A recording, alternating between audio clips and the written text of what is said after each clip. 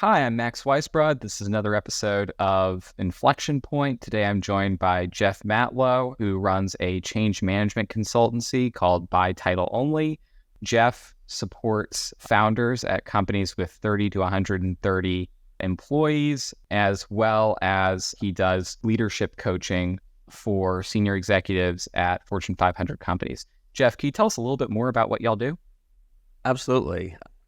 To describe what I do, I probably have to give a little bit of my background. It'll only take an hour and a half, so I'll give the short version. I'm a recovering entrepreneur, so I started 4 companies, and 3 of them were acquired by public entities. Then I've been in senior management at the public entities. One of them was just a great case study on the first time somebody raises venture funding. And so through the process, I've been involved in every stage of company growth, and I tend to change industries every 10 years too. And so I've been involved, I started in entertainment, I ended in sports tech. And so, my perspective of things is less about here's an industry and focus, more about leadership and best practices. So after I sold my last company, I started getting contacted by friends and asking me to help them with growth of their companies. I realized that there is a sweet spot, as you mentioned, from about 30 to 130-ish people. It's usually around, say, $6 to $12 million in revenue that a company gets to, a founder-led company, where it's a big moment of transition. And the transition could be a number of different things, right? One, it could be fundraising. Maybe they've got seed or Series A or B. 2, it's usually a time where they've got to really look at the leadership team and processes and things like that.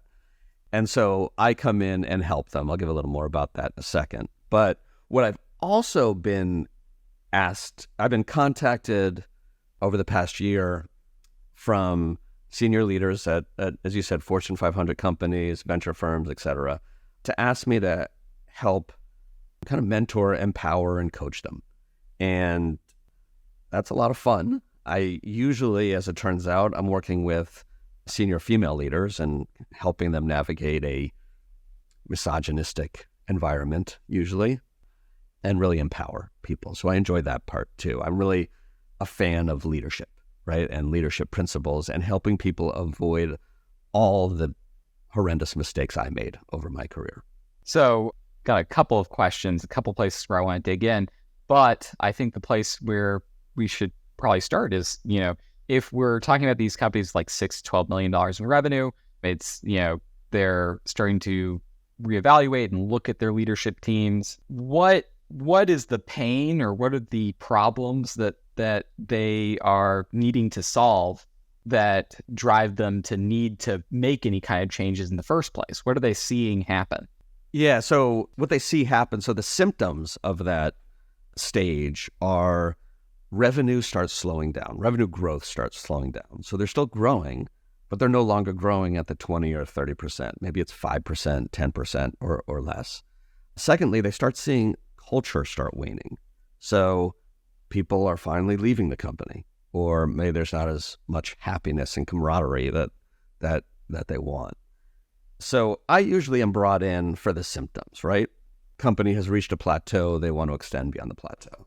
The thing is, with entrepreneurial-led companies, they all, especially first-time founders, they will all reach that stage in the beginning. And it's because the skill set you need as an entrepreneur to get to that 30 people is dramatically different than what you need to get beyond.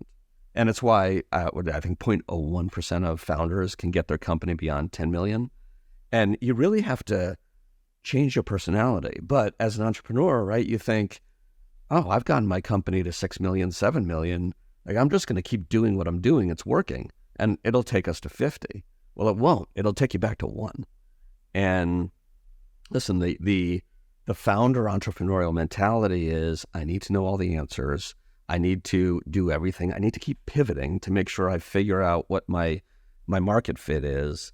And I need to be the one that people come to know their direction, right? And that works up until a point when it dramatically doesn't work anymore, right? And so Then they've got to turn into, instead of knowing all the answers, they got to know the questions, like what questions to ask in order to empower people. Instead of shifting, pivoting every 2 seconds, you got to focus. And you may not, believe in it all the time, but you got to do it. And so what I come in as, and I help with leadership, right? Like assessing, are we empowering the people in the right way? Do we have at the baseline a foundation? Is there a mission, a vision, a purpose, values that decisions can be based on? And then how is each team set up? Do they have, it's really hard for founders to have accountability and let people just do their job. And so are the leaders in place and empowered to do their job and be held accountable for it? And so I come in and I work pretty quickly. And honestly, what I say to companies is, listen, if I'm here beyond 6 months, you got bigger problems than me. Like there's probably there's a product thing. But my perspective coming in, so I've run every type of department. Technology, finance, customer service, you name it. My imposter syndrome has me learning a lot about how to do every job. And so I can talk to any leader and know enough to annoy them, right? And so it helps with founders of, all right, let's look at each department and make sure that they are doing what they're doing and guiding them through that. So I get my jollies out of that. It is very different turning an inflatable kayak compared to like turning, the Titanic, right? Completely. Yes. And it's hard to change out of that mode of, okay, today I'm going to be doing something completely different, to saying like, hey, if I try to change the priorities of this, then that's going to have to go through like a level of, potentially directors. It's going to have to go through a level of managers. It's going to have to go to team leads. It's going to have to go to, individual contributors. And it's going to mean massive shifts in everybody's workflow.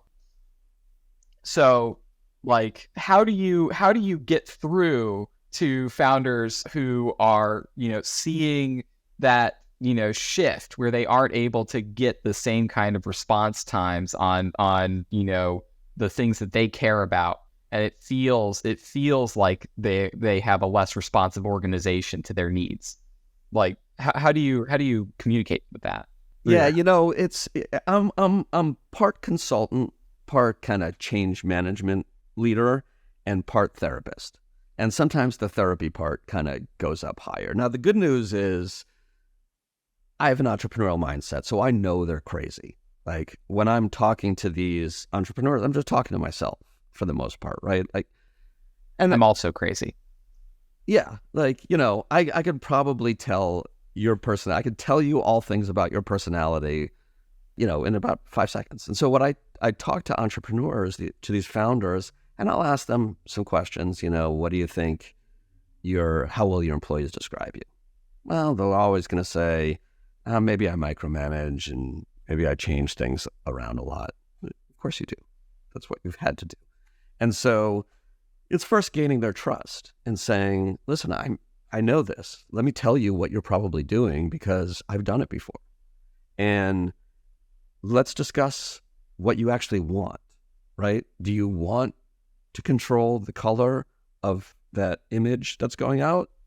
Or do you want to make more money? Because my mother is a therapist, and she would always say to me, listen, you could be married or you could be right. You can't be both. And so I've taken that to business, right? You can be a great leader or you can be always right, but you can't be both. And so the only way to grow is to let these other people fail, right? They're either going to succeed or fail. The good news is if they fail, you get rid of them. The better news is if they succeed, you look good.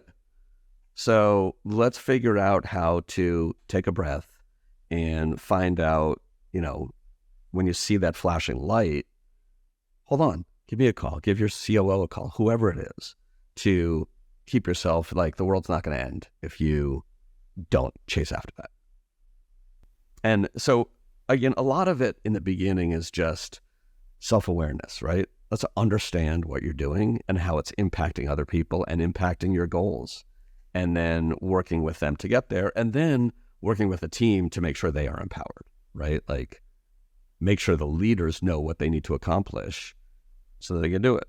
It's like, sales is one of the bigger things. And what I've always said with salespeople, your job at the base level is to make 3 times your salary.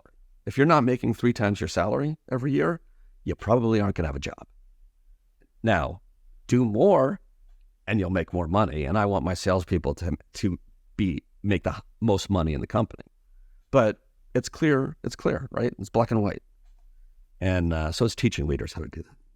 So I'm sure that all of these are very hard-won lessons. Earlier, you mentioned just offhand that, one of the companies that you started would be a case study in, a founder getting their first-time venture. Can you tell us a little bit more about that? What do you mean when you say a case study in that? Yeah. So listen, I'm older than I want to be. This was back in the first .com boom around 2000, 2001. And in the late 90s, I want to know new stuff. I'm always downloading, the apps, new technology. I want to be the early adopter. And so I started an e-commerce company in like 96, and it was going really well. I was in the music business. I started it in music and then expanded it to really all youth products, right? And I ended up turning it into a separate company. We were growing very well. Then in early March 2021, I got approached by a venture firm and they want to invest. So awesome, let's grow this thing. Woohoo! I've never raised venture before. I had grown other companies. So I raised money, and long story short, they committed to following up investment. I'll tell you the end and then I'll bring it back, right? They committed to following up investment. They decided not to because they closed 7 other companies. The entire market had collapsed. And so I had to fire one day, 40 people and shut the company down. And I transformed it into something else. So what I learned, why I say it's a case study, is when you're just starting out and just raising money, people say it's not about the money. It's about all the other things, but you really want the money, right? Like, I need the money to grow. But then you get the money and you realize there's not a culture fit. Like, we don't agree on the same thing. They don't really know my business. And they're not providing any value. Like, I'm spending more time, more effort keeping them updated than they are helping me grow. And them not knowing the business and my model, they're not actually, I'm listening to their advice, but it's not advice helping me grow. And in the end, I should have not done that. And I had lost, because I got venture at that stage, I didn't have a lot of leverage. And so, it's understanding the power dynamic. When you give up power, who you give it to, what type of power you give up. So I took that lesson, and 2 companies later, I put money in my own, I raised some seed round, and I refused to do venture. And finally, 5 years in, a firm I twisted my arm enough, but I had all the power, right? So I was able to just give a small piece away to a very valuable partner and a very valuable strategic partner, Fortune 500, to focus on helping me grow the company. So that was, the case study is like the mind of the leader. And yeah, money is good. You need money to grow, but the wrong money is bad. And you're better off just doing it on your own. Yeah, I think a lot of companies are learning this lesson right now, especially if they raised in, 2021. Completely. And what's really interesting is that if you look at the companies that raise venture and you compare them to peer companies that did not, you just never recover your cost structure from raising venture. Like, if you raise venture and you hire in order to try and, goose growth and test more ideas all at once, and, you build out all this extra staffing, you never unhire, you never right size. Yeah, and there are some people who play the game really well. My buddy Eric, he was a co-founder of a company called Scopely, which just sold for $5 billion. Right? And so they Shiner Bach on him, right? And they had very smart fundraising, and they were able to put the money to work in really growth-focused ways. Started a new company, and he's doing the same thing, right? And he's raising a significant amount of money. He's raised a significant amount of money, but he is knowing how he's putting that money to work that is going to get growth. And I think that's one of the bigger problems, especially with the smaller companies that I help, of they say they want money, but they're not exactly clear of how they're going to use it to grow, right? They know how they're going to use it not to grow, but it's got to be focused on what's going to get your revenue to the next level. And part of what I do in my work with venture firms too is ensuring that these seed Series A companies have a strategic plan. Like, what are you going to do? How are you going to do it? And what are the metrics you're going to hit? And if you don't hit it, what's going to happen? I know from my own business, like we've been pushing out basically talent matching for executive roles, right? And I've talked with a couple of people who were like, are you like raising or anything like that? And I'm like, well, how would I deploy the capital? Like, there's nothing. How would it allow me to either test my assumptions faster or grow faster? Is there like a revenue engine that I could blow up with more money? And it doesn't really feel like there is. And I wonder, like, for a lot of these early stage companies that are going and raising like a couple $1 million or any of these things without like a couple of sometimes even like revenue in the door, it's like, could you prove your model without more cash, just like through handshake agreements and phone calls, right? And learn a little bit before you bring on capital partners. How do you advise companies that are early stage like that? Yeah, I have a great example of one that I was brought into.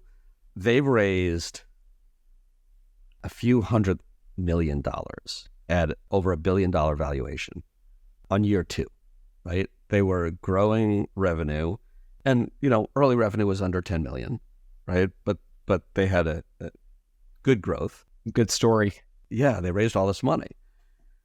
150 people at the company. I was brought in because exactly what you're saying, like they raised a bunch of money, but they weren't sure how to actually grow the company, right? And so all of a sudden, there's a heck of a lot more pressure. Like whenever you raise money, there's pressure because people aren't giving it to you for free, right? They want more money back. And so they didn't have a plan that they can stick to.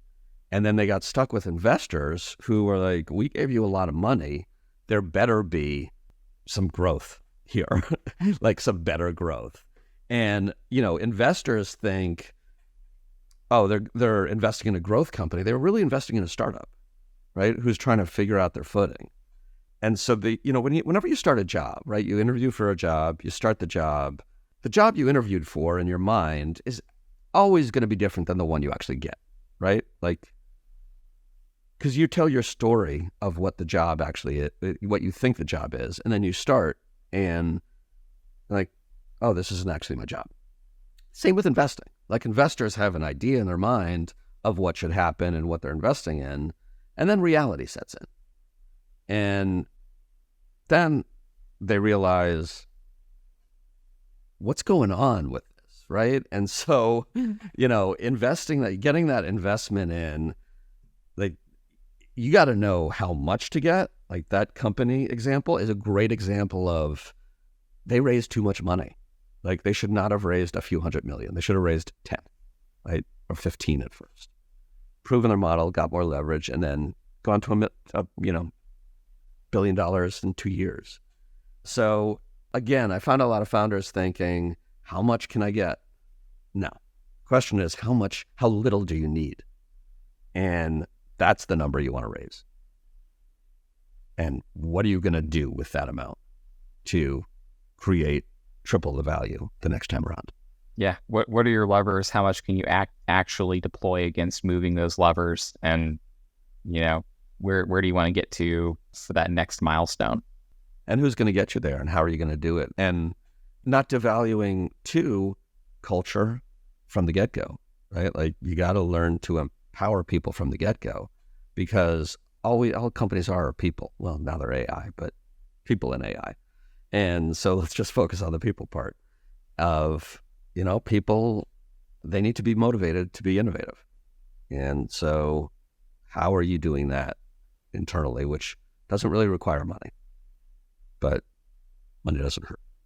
So if we're looking at, the next couple of quarters here, what are you seeing happen in the market? What do you think are like the big trends that, founders and leaders need to be aware of?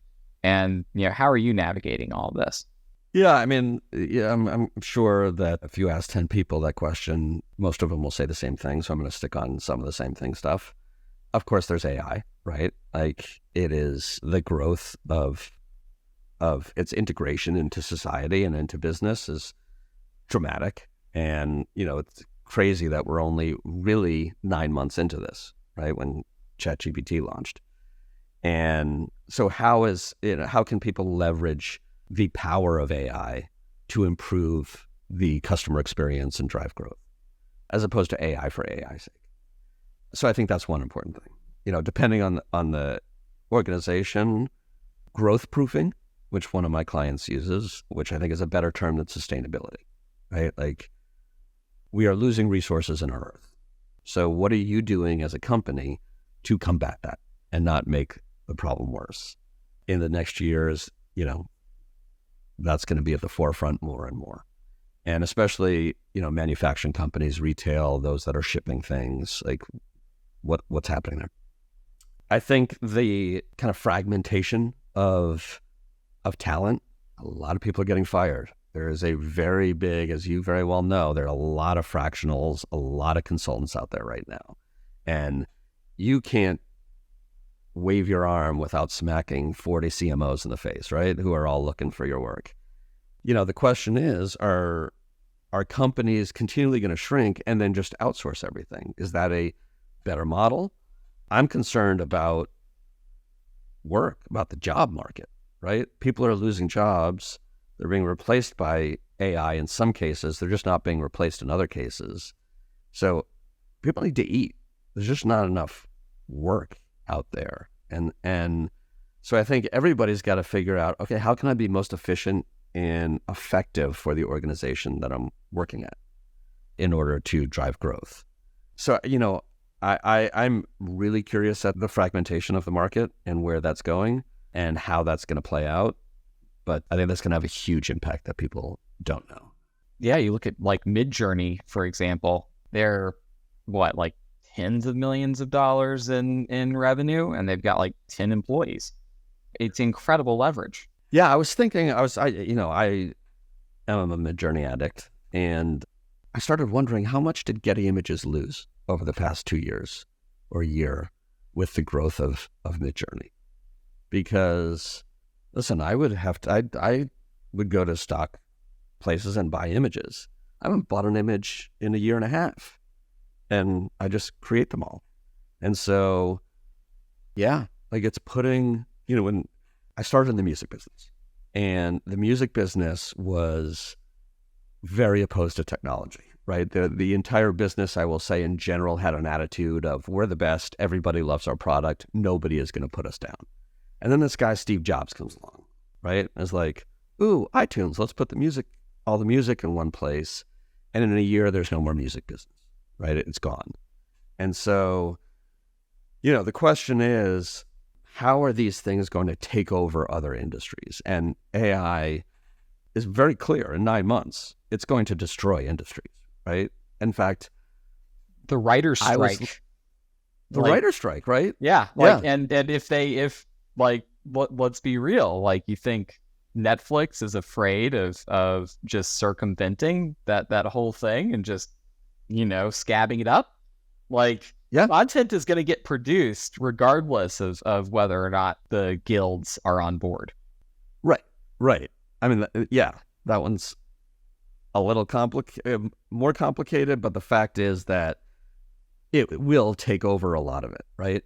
And the But I was even looking, I saw an article the other day how they're using AI to transcribe hieroglyphics.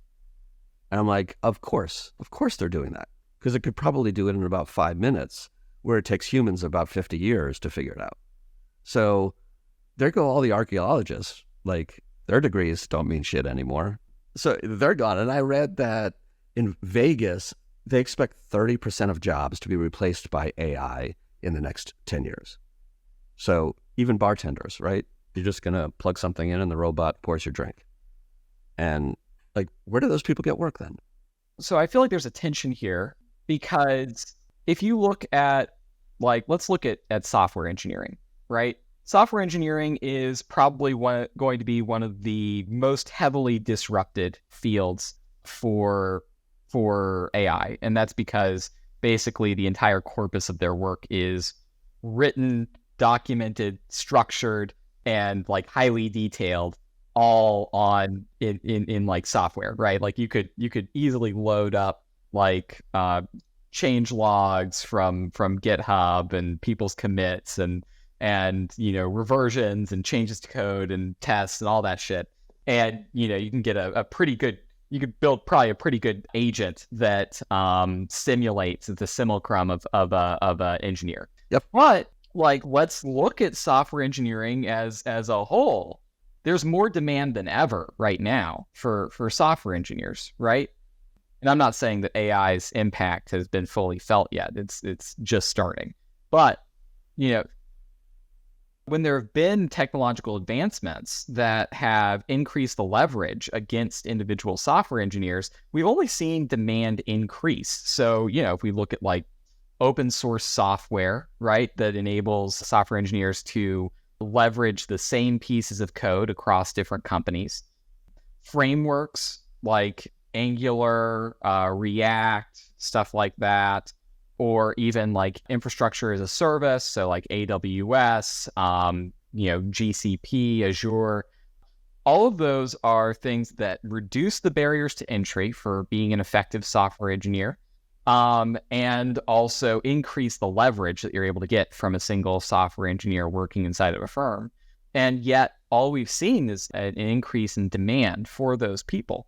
So I'm kind of curious, why don't you think we're going to see the exact same impact, where if a marketer is able to deliver 10 times as much, like, why don't we end up with more marketers, not less? Yeah, no, that's a good question. So first, a little background on me. I believe that The Matrix is more of a documentary than science fiction. I think that there's power in computers, right?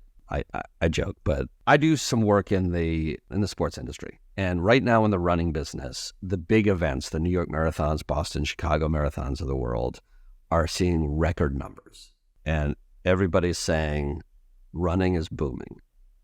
Fact is, they're seeing record numbers because travel's too expensive. People don't have the time or desire to do more events. And so they're only doing one. So all the small and mid-sized companies are hurting, right? So then this goes back to your question. Now, people are not going to be replaced in full, but will smaller companies be able to leverage AI to replace people better than larger companies will? Like there is, or more impactfully than larger companies will. There are more smaller companies, there are more mom and pops, there are more small entrepreneurial ventures out there than there are big companies. And listen, if I were starting a company and I need 3 developers, but I could only afford 1, well, I'm going to get the one that's really savvy with AI that can help turn into 2 people, right? And if I had a bigger company, no, I want people. That's what innovation comes from, the people. And so I think that there's still going to be that demand, but I wonder if there's going to be that imbalance, right? So there'll be demand at bigger companies, but less at the smaller kind of mid-size range, where it's really got to be about much more efficiency.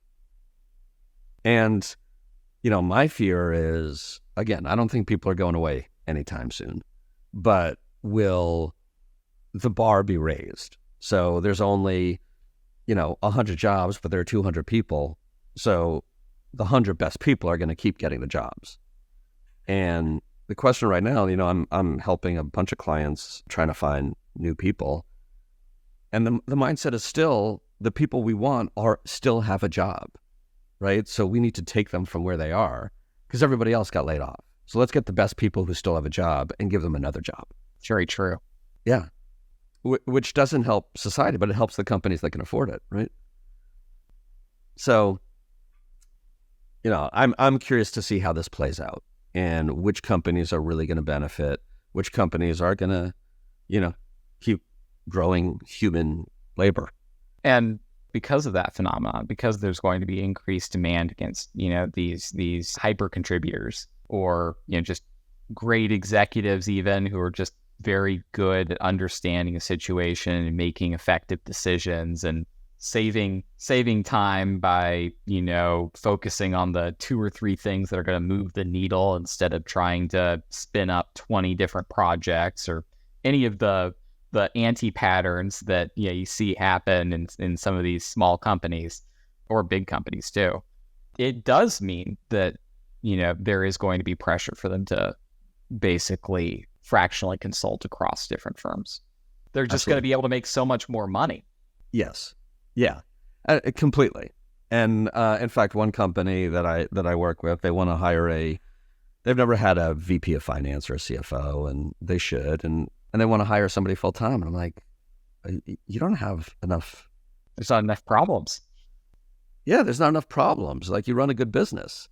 You need just a CFO for like 4 hours a month, and then, maybe a VP finance or a controller or something. And so, yeah, I think the good news is it opens up more opportunity. We have a lot more opportunity now for companies like that, small, mid-sized companies, to use capital more wisely and not have people sitting around when you don't need them. The bad news is, you still have a lot of people who need work, and that's not going to magically come if nobody's hiring. And frankly, a lot of people who probably need to be reskilled, retrained. If you're used to working in a company that has, $600,000 annual run rate, but was burning $10 million a month, then there's going to be some challenges to the quality of the decision-making that's happening, at the executive level inside of a firm like that. Yeah, absolutely. And I really wonder, and listen, I'll take this back to the music industry too, right? Once the internet came around, or really, SoundCloud and then some of the other tools, including GarageBand and things like that, people can make their own music all of a sudden. Like, it doesn't cost $100,000, $200,000. It costs like $99.99. And so it created this fragmentation of the industry where YouTube became the place to find everybody. And stars come out of that, right? People that you would otherwise have never heard of. And so the good and bad is now big companies have to focus on the sure things that they know will work. Where smaller there are a lot more smaller ones, but they can take a lot of risk. So in coming to business, I'm curious how that's going to play out too. Like, the big companies, are they going to have less risk? Do they have to be less risky, right? And whereas now there's going to be a lot more startups that can do it so inexpensively these days. And especially with AI, like, that's one of the really great things about it. And so, there might be new ideas. There might be more ideas that are coming and bubbling up. And so I think that's really exciting. And to your point about like YouTube and the emergence of YouTube and SoundCloud, as part of like this democratization inside the music industry, there are new channels emerging, right? Like, you've got the ChatGPT like plugin store, for example, and it becomes hard for these smaller firms, as these channels pop up everywhere. Like, how do you focus? How do you think about channel market fit or channel product fit, whatever? Like, where do you actually focus your effort and resources for getting yourself into the market and distributing? Where are your customers? Do you have any clients who are like looking at these new channels or exploring them? And are they interesting? Are they seeing any traction there? Is it useful?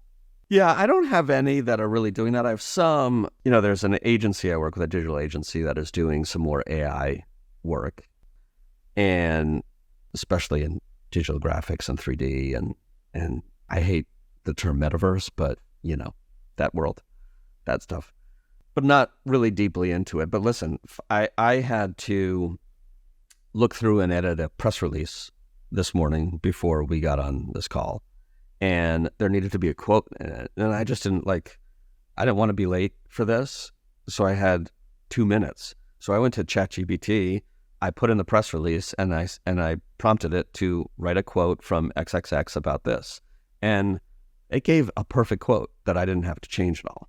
And so in 2 minutes, great, that project's done, which would normally I either have to get a person to do it, have a phone call or whatever, right?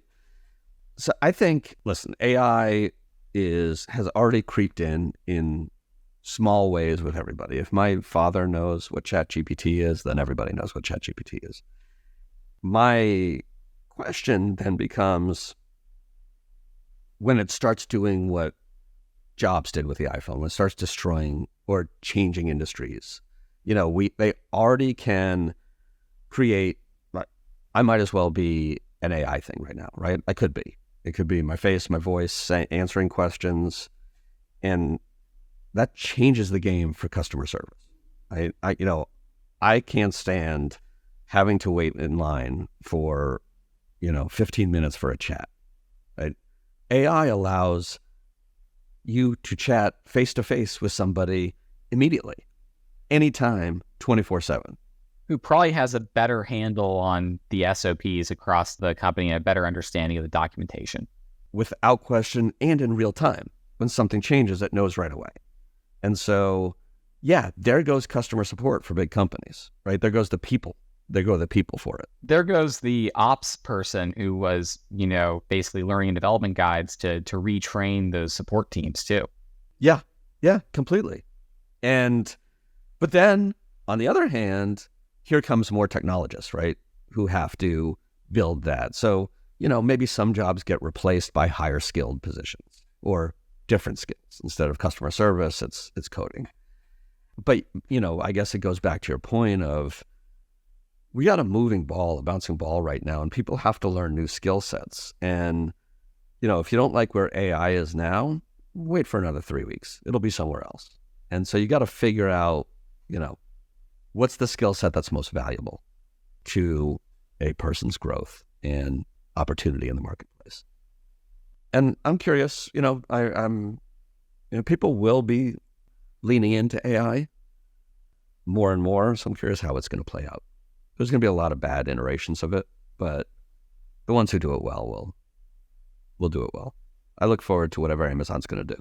And how are you seeing the introduction of AI to companies that you support? How are you seeing that, impact the shape of the organization? You do change management. Yes. It's only in little ways now. And again, I think it's changing. It's still the Wild West out there.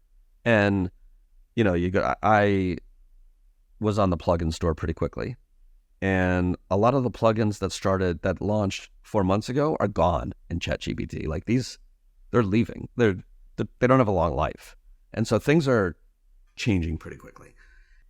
And so I advise, I'm looking for opportunities to integrate AI, but I don't think the world yet, especially for the companies I'm at, is at a stage of having the discussion, let's not hire somebody.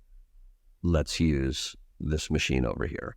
I think it's, for me, it's, okay, what can we do? What tasks can be done better through that? What other tools can we do? HubSpot has their AI writing engine. Companies that use HubSpot, I don't need to edit. Just go in and have the AI come up with something for you, right? And it's usually pretty darn good. And so what I try to do is just incorporate tools like that to make people's jobs make them more efficient in what they're doing. It's workflow improvements so far. Yeah. Yep. Well, thank you so much for your time, Jeff. Really enjoyed speaking to you today. Where is the best place for people to get in touch with you if they want to find you? Go to buytitleonly.com, spelled like it sounds. The take is leadership is not a title. So there are people who are leaders by title only. Just go to by title only. And you can contact me there. My newsletter is called the Best Leadership Newsletter Ever. 10,000 plus subscribers. It is the best leadership newsletter ever. Sign up for that. You'll like it or read it. And yeah, hit me up there. Okay, we'll be sure to drop links to both your website and also your newsletter below. And also you'll see Jeff's social handles. So thank you so much for your time, Jeff. It was delightful talking with you. And thank you, everybody, for listening to another episode of Inflection Point. See you, Jeff. Thank you. Bye.